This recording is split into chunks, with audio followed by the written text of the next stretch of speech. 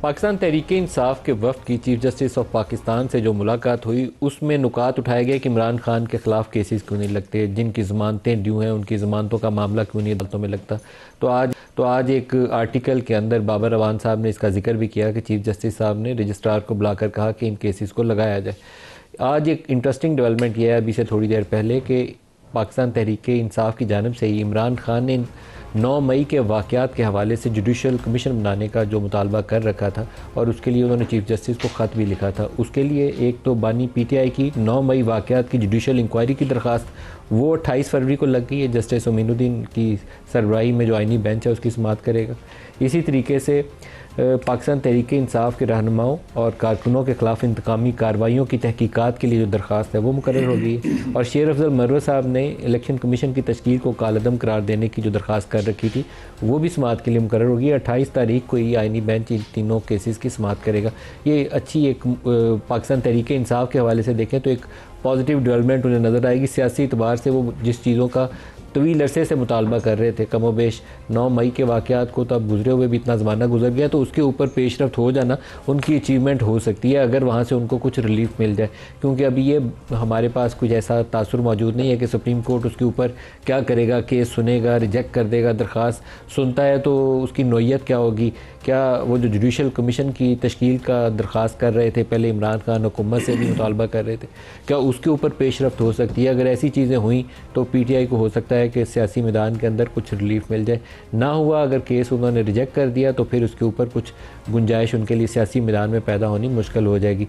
اسی طریقے سے جو دیگر معاملات ہیں آج کے پروگرام میں ہمارے سامنے، اس میں پرائم منسٹر کا دورہ ہے آذربائیجان کا، جس میں $2 ارب کی انویسٹمنٹ کے حوالے سے ایک بڑی اچھی خبر آئی ہے کہ آذربائیجان پاکستان میں $2 ارب کی سرمایہ کاری کرے گا اور اگلے 1 ماہ کے اندر ہی ان معاہدوں کو حتمی شکل دی جائے گی۔ اس کے بعد جب آذربائیجان کی جو قیادت ہے وہ پاکستان کے دورے پر آئے گی تو ان معاہدوں کو حتمی شکل دے دی جائے گی۔ تو یہ تینوں خبریں ہیں جن کو آج کے پروگرام میں ہم ڈسکس کریں گے۔ سلیم جھگڑا صاحب بھی ہمارے ساتھ شامل ہو رہے ہیں۔ پاکستان تحریک انصاف جن ایشوز کے اوپر پچھلے 2 سال سے کوشش کر رہی تھی، انتخابی دھاندلی 8 فروری کے بعد 9 مئی کے بعد 9 مئی کے اوپر جوڈیشل کمیشن کا قیام، وہ دونوں مقدمات 28 کو فکس ہو گئے ہیں۔ تو آپ کی ایک ٹیم نے چند روز پہلے چیف جسٹس آف پاکستان سے ملاقات کی تھی، اس کے فالو اپ میں اس کے کہہ لیجئے کہ 2-3 روز کے اندر ہی یہ کیسز فکس ہو گئے ہیں، 28 تاریخ آ گئی ہے، آئینی بینچ ان کیسز کو سنے گا۔ تو کیا آپ کی جو درخواست تھی چیف جسٹس کو یہ اس کا نتیجہ ہے کہ یہ پیش رفت ہوگی؟ دیکھیے ندیم، اس پہ میں تو کچھ نہیں کہہ سکتا۔ اگر اس کے نتیجے میں وہ کیسز ایکسپیڈائٹ ہوئے تو اچھی بات ہے، پہلے سے جو ہے وہ بہت پہلے سے سنے جانے تھے، لیکن اصلی جو ٹیسٹ ہے وہ کیسز کا لگنا تو نہیں ہے، وہ تو جو ہے وہ یہ ہے کہ یہ کیسز کیسے سنے جائیں، کہ کیا عدالت میں یا آئینی بینچ میں اتنی اسٹرینگتھ ہے کہ وہ میرٹ پہ ان چیزوں کا فیصلہ کرے جن کو جو ہے وہ ڈیل کرنے کے لیے ہی یہ سارے آئینی اقدامات ہوئے ہیں۔ کیا آپ پر امید ہیں؟ دیکھیے، اگر میں آنسٹلی پوچھے تو اتنا کچھ ہو گیا ہے تو ہمیں نیچرل جسٹس مل جائے گی، مشکل ہے ندیم پر امید ہونا۔ مشکل ہے پر امید ہونا۔ اچھا ایک بات اور بتا دیں، آپ ہی کے حوالے سے پہلے تو خبر یہ تھی کہ عمران خان نے خاص طور پر بولا ہے کہ تیمور سلیم جھگڑا جو ہے ان کو کابینہ کا حصہ ہونا چاہیے، کچھ لوگوں کے اوپر موجودہ کابینہ میں کرپشن کے الزامات بھی تھے، پھر ابھی آج خبر یہ آ گئی کہ نہیں، علی امین نے عمران خان کو قائل کر لیا کہ نہیں، جھگڑا صاحب کی ضرورت نہیں ہے کابینہ میں شامل کرنے کی۔ تو کیا ہو رہا ہے، آپ کابینہ میں آ رہے ہیں نہیں آ رہے ہیں؟ علی امین سے آپ کی مخالفت کیا ہے؟ لیکن ندیم، آپ لوگ بس ہمیں لڑوانے کی کوشش کرتے رہتے ہیں، ہم خبر لوگوں کو بتانے کی کوشش کرتے ہیں۔ میں بھی آپ کی طرح جو ہے وہ یہ سنتا ہی رہتا ہوں۔ خان صاحب نے 3 بار بلایا تھا، یہ مجھے پتا ہے کہ انہوں نے بڑے اچھے ہم نے یاد کیا اور پہلی بات۔ دوسری بات یہ کہ جو ہمارے پارٹی کے انٹرنل معاملے ہیں، میرے خیال میں بہتر ہے کہ کچھ لوگ کم از کم جو ہے وہ یہ کام نہ کریں کہ پارٹی کی ساری جو ڈرٹی لنن ہے، جو گندے کپڑے ہیں، وہ ٹی وی پہ تو سامنے کریں۔ تو میں کم از کم نہ اپنے آپ کو ان لوگوں میں شامل کرتا ہوں، نہ میں اپنے آپ کو ان لوگوں میں جو ہے وہ سوچتا ہوں کہ وہ کسی اور کی بیک میں جو ہے وہ عمران سے جب آپ کی ملاقات ہوئی تو کیا بات ہوئی؟ جی عمران سے جو ملاقات ہوئی اس میں کیا بات ہوئی؟ خان صاحب سے ملاقات ہی نہیں ہوئی. ملاقات ہی نہیں. نام تھا کوئی چھوڑتا ہی نہیں ہے. ایک ہفتے علی امین خان کی ہوئی تھی لیکن اس ہفتے بھی ہماری نہیں ہو سکی, تو مجھے نہیں پتا کہ ان کی کیا بات ہوئی. ایک صرف سوال کا جواب دے دیں, کوئی اختلافات ہیں آپ کے علی امین گنڈا پور سے؟ ندیم میرے دیکھیں اگین میں یہ سارا دن جو ہے وہ ٹی وی پہ دیکھتا ہوں. ہماری شاید ریلیشن شپ الیکشن کے بعد بہترین نہیں رہی, اس میں تو کوئی شک نہیں ہے. میری تو آج ریکویسٹ یہ ہوگی کہ دیکھیں الیکشن کی انکوائری کرائیں. جو سارے ہمارے وہ لوگ ہیں جن کو فارم 45 کے ذریعے ہرایا گیا ہے, شوکت یوسفزئی ہو گئے, کامران بنگش ہو گئے, پشاور میں 8 سیٹیں اور ہیں, کون ہے سارا کے پی, تاکہ پتہ جو ہے وہ چل جائے. یہ جو منسٹری ہے, خان صاحب نے 2 منسٹریاں دی تھی, 5 سال چلانے کا موقع دیا تھا, am proud of my record. ایسے وقت میں ہمارا جو مقصد ہے وہ عمران خان کو نکالنا ہے. ہماری اختلافات سٹوری نہیں ہونے چاہیے, کسی کو کسی کے خلاف بات نہیں کرنی چاہیے, وہ ہم انٹرنلی جو ہے وہ ڈیل کر دیں گے. آئی وش کہ ساری پارٹی یہ فوکس رکھتی. باقی صوبائی حکومت کو میری ضرورت ہو, میری ہونے کی ضرورت ہی نہیں ہے. میرا صوبہ ہے, میں اس پہ فخر کرتا ہوں. I am available to help them any time. باقی جو سوال آپ کے ہیں وہ علی امین خان کو بنتے ہیں, تو ان سے میرے خیال میں بہتر آپ کو جوابات. نہیں صاحب, تیمور جھگڑا صاحب نے ابھی جن سیٹوں کا تذکرہ کیا اس میں آپ کا بھی انہوں نے نام لیا, تو کیا آپ لوگوں کو ہروایا گیا, آپ کو بھی اور تیمور جھگڑا صاحب کو بھی؟ اس میں تو کوئی شک ہی نہیں ہے. مطلب یہ کہ اس میں کیا شک ہے, ہمارے خلاف تو سب سے پہلے تو پری پول ریگنگ سے شروع کریں. مجھے نااہل کر دیا, پھر جا کے بڑی مشکلوں سے ہائی کورٹ سے اپنے آپ کو اہل کرانے میں وقت لگا. پھر اس کے بعد جو ہے نا انہوں نے جو نشان دیا وہ 3 نشان ایک جیسے تھے, اس پہ میرے ووٹ تقسیم ہوئے. پھر اس کے بعد جو وہ لوگ بھی موجود ہیں جو کہتے ہیں کہ جی ہمیں اتنے ووٹ دیے گئے تھے اور ہم نے جا کے ادھر ڈال دیے, تو اس کے باوجود بھی میں جیتا, پھر بھی کہے جی ہمیں ایفیڈیوٹ دے دو. تو لیکن شوکت صاحب یہ جو شکوے ہیں یہ تو علی امین کے ساتھ جا کے جڑ جاتے ہیں, آپ کا بھی, تیمور جھگڑا کا بھی, کامران بنگش کا بھی. نہیں, علی امین گنڈا پور صاحب کے ساتھ کیوں مل جاتے ہیں, وہ کیوں وہ الیکشن وہ کنڈکٹ کر رہے تھے. یہ تو دیکھیں اس وقت کے جو آروز جن تھے, لوگوں کو جو شکایت ہے الیکشن ہارنے کی, اس کو ہروایا کس نے اور کیوں ہروایا؟ یہ تو یہ کس سے ڈھکی چھپی بات ہے. پنجاب میں کسی کو کیوں ہرایا گیا اور اسلام آباد میں کیوں ہرایا گیا, کون تھا وہاں؟ علی امین گنڈا پور تھا. دیکھیں جی یہ آپ سب کو پتا ہے کہ اس حکومت کو لانے کے لیے, پیپلز پارٹی نون لیگ کو لانے کے لیے یہ سارے حربے استعمال ہوئے. یہ کسی سے ڈھکی چھپی بات تو ہے نہیں. لیکن یہ جو کہہ رہے ہیں نا کہ باقی صوبوں میں اگر اس طرح ہے تو کے پی میں بھی الیکشن جو ہے وہ دھاندلی سے, بھائی یہاں تو بہت کوششیں. میں اس ٹاپک پہ آپ کی طرف واپس آتا ہوں. ناصر بٹ صاحب, اگر انتخابی دھاندلی والا کام کھل جائے اور جو شکایات تھیں کہ فارم 45 اور 47 جو تھے وہ بعد میں بعض حلقوں کے اندر مینوفیکچر کیے گئے, پی ٹی آئی کا الزام تو یہی ہے نا کہ وہ نمبرز آپس میں میچ ہی نہیں کرتے, وہ نمبر اور ہے, وہ نمبر اور ہے. تو اگر یہ چیزیں دیکھ لی جائیں تو ہو سکتا ہے 2 4 6 سیٹوں پہ آپ کو فرق پڑے, لیکن چلو تنازع تو سمٹ جائے گا. نہیں دیکھیں بات ٹھیک ہے, یہ اب تو سپریم کورٹ نے یہ ایک اسٹیپ لے لیا ہے. میں تیمور صاحب کی بات سن رہا تھا, لیکن تحقیقات ہو جائیں گی. اب دیکھیں نا, ہم نے اب کورٹ پہ چلے گئے, اس سے پہلے کوئی فیصلہ کر لیں ہم کہ جی نہیں ہوگی. جو سپریم کورٹ فیصلہ کرے گا میرا خیال ہے پی ٹی آئی کو بھی اور ہم کو انتظار کرنا چاہیے کہ سپریم کورٹ کا ڈیسیژن لیتا ہے. تیمور جھگڑا صاحب نے ایک بات کی, وہ خود مان رہے ہیں کہ کے پی کے میں ہمیں ہرایا گیا ہے, تو اس کا مطلب ہے وہاں جو وزیر اعلیٰ ہے وہ جو فارم 47 کا ہو گیا نا. تو آپ مجھے بتائیں کہ یہ کسی کی بات, اپنی حکومت کو بھی یہ کہہ رہے ہیں, ہمیں بھی یہ کہتے ہیں, تو ابھی یہ فیصلہ ٹھیک نہیں ہے کہ سارے اپوزیشن کے لوگ یا حکومت بیٹھ کے ہم ایک فیصلہ کر لیں کہ جو کچھ ہوا ہے کورٹوں میں ایک چیز چلی گئی ہے, جب تک کورٹ ڈیسیژن نہیں لیتا حکومت کو اپنا کردار ادا کرنا چاہیے, اپوزیشن میں اپنا کردار ادا ہونا چاہیے. پی ٹی آئی کے لوگ جو بیٹھے ہیں کے پی کے میں وہ کہتے ہیں جی یہ دیکھیں نا, ان کے اندر جوتیوں میں دال بنٹ رہی ہے. وہ جو مروت صاحب ہیں وہ کہتے ہیں مجھے کیوں نکالا. فواد چودھری صاحب نے شعیب شہین کو مارا, کیوں مارا؟ اس نے کہا تم نے مجھے بھگوڑا کہا ہے. اس نے کہا میں نے نہیں کہا, عمران خان نے کہا ہے. فواد چودھری کہتا ہے میں نے اندر جا کے پوچھا کہ بھائی آپ نے مجھے بھگوڑا کہا ہے؟ اس نے کہا نہیں یار میں نے تو نہیں کہا. کہتا ہے اس لیے میں نے شعیب شہین کو مارا. پھر عمران خان نے اندر دونوں کی صلح کرا دی.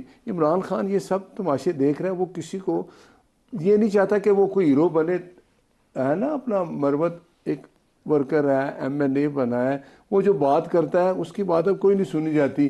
بات یہ ہے کہ آپس میں ایک نہیں ہے, پی ٹی آئی بکھر چکی ہے. آپ کے تو مزے ہیں جی, آپ کو تو نہیں ہم دیکھ رہے ہیں نا کہ یہ کیا ہو رہا ہے. پریشانی آپ کو تب ہوگی اگر سپریم کورٹ نے کہا لا فارم 45 اور 47 کا آڈٹ کرتے ہیں. اگر آڈٹ کر لیا پھر آپ کو پریشانی ہوگی. دیکھیں بات یہ ہے کہ سپریم کورٹ جو فیصلہ کرے گا, جو وہ فیصلہ کرے گا, میں یہ کہتا ہوں کہ ہم اس پہ عمل کریں گے, بالکل دیکھیں گے, انتظار کریں گے. اگر عمران خان یہاں ہوتا اس نے پھر وہی کرنا ہے کہ بھائی مجھے یہ میرے خلاف فیصلہ آ گیا, میں نہیں مانتا. اگر نہیں, یہ آپ کو بھی اس میں بہت مشکل پیش آئے گی. ہمیں مشکل کیا پیش آئے گی, ہم جو دیکھ رہے ہیں اکٹھے نہیں ہو سکتے. پی ٹی آئی کا جو الزام ہے وہ اسلام آباد کے 3 حلقوں کے اوپر بھی ہے. لاہور میں ایون نواز شریف کی سیٹ کے اوپر ان کا الزام ہے کہ وہاں سے وہ ڈاکٹر یاسمین جیتی ہوئی ہیں. تو اگر یہ کھول لیا جائے تو اچھا ایک دفعہ پتہ تو چل جائے کیا ہوا بھی تھا, کچھ کا نہیں ہوا تھا. اگر ہوا تھا تو پھر اس کا صفائی کرنی پڑے گی. دیکھیے صفائی تو پھر ہوگی ساری, ظاہر ہے. اور لیکن ان کا کیا خیال ہے کہ کیا پورے ملک میں دوبارہ الیکشن ہوں گے, اس کے نتیجے میں پھر ایک جسے کہتے ہیں تھمپنگ میجورٹی کے ساتھ عمران خان صاحب دوبارہ وزیر اعظم بنیں گے؟ یہ ان حالات میں مجھے نظر نہیں آتا. اس لیے میں یہ نہیں کہہ رہی کہ ہم ان کے سیاسی مخالف, اس لیے کہہ رہی ہوں کہ ان کی جو پارٹی ہے اس میں بنیادی طور پر ایک بڑی خطرناک روش ہے. ایک تو یہ قیادت ہے جو یہاں کی اداروں کو خط بھی لکھتی ہے, سربراہان جو ہیں اداروں کو ان کو بھی خط لکھتی ہے, جاتی بھی ہے, انٹریکٹ بھی کرتی ہے, اسمبلی میں جاتی ہے, سیاسی مذاکرات کا حصہ بنتی ہے. لیکن ایک ان کا اٹوٹ انگ ہے جو باہر کے ممالک میں ہے. اب یہ آپ کو شوکت یوسفزئی صاحب زیادہ بہتر بتائیں گے کہ یہ ان کو کہاں کیا سمجھتے ہیں.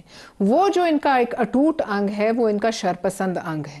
وہ انگ جو ان کا ہے وہ آپ کے ملک کے انہی اداروں کے خلاف جن کو خط لکھتے ہیں, انہی لوگوں کے خلاف, چیف کے خلاف, چیف آف آرمی سٹاف کے خلاف, اور آپ کی ایمبیسیز کے باہر جا کر وہ ایسا تماشا لگاتے ہیں جس کی وجہ سے وہ چاہتے ہیں کہ باہر کی دنیا میں جتنے ہمارے ایسے دشمن ہیں جن کی آنکھوں میں پاکستان ویسے آپ کو پتہ کھٹکتا ہے, وہ سارے جو ہیں ان کو مواد ملے. اب یہ دونوں روشیں جو ہیں یہ ساتھ نہیں چل سکتی.